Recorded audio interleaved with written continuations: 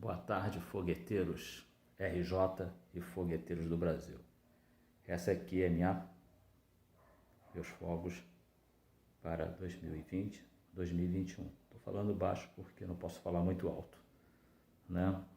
Então vamos lá.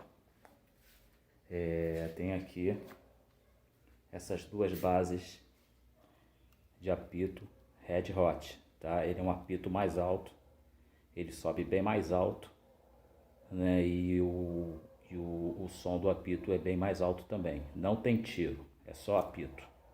Aqui embaixo eu tenho um kit de morteiros de 9 morteiros de 4 polegadas Excalibur da Júpiter, é importado, tá?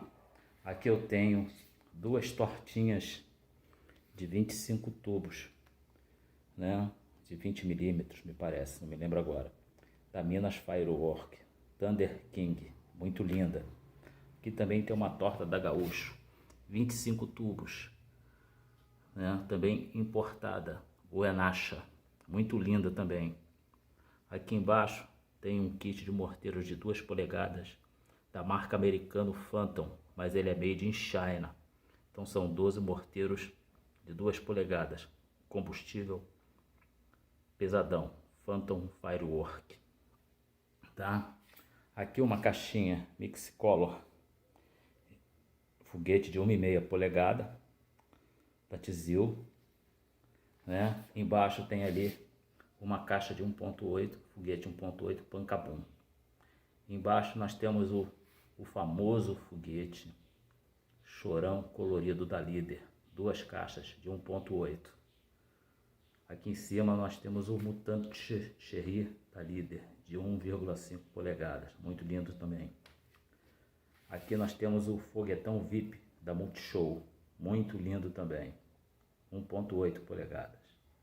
Aqui embaixo é de novo o Chorão colorido. Aqui 2 foguetes da Caruaru, Rajadão Max, com 1,8 polegada. Em cima Golden Prata da Caruaru também, de 1,5 polegadas. Aqui embaixo, tá? Nós temos o Titânio Cores da Superfogos, de 1,5 polegadas, muito lindo também. Embaixo aqui mais 2 foguetes da Superfogos, Super Estrela Prateada, de 1,8 polegadas e Mixicores, de 1,8 polegadas, tá? Comprei também um rolo de fio jumper para fazer as ligações das bases com os esquibes nos pavios, né? Tem 500 metros aqui, dá para umas 20 queimas ainda, né? Aqui eu tenho 4 morteiros de 4 polegadas da Superfogos, né?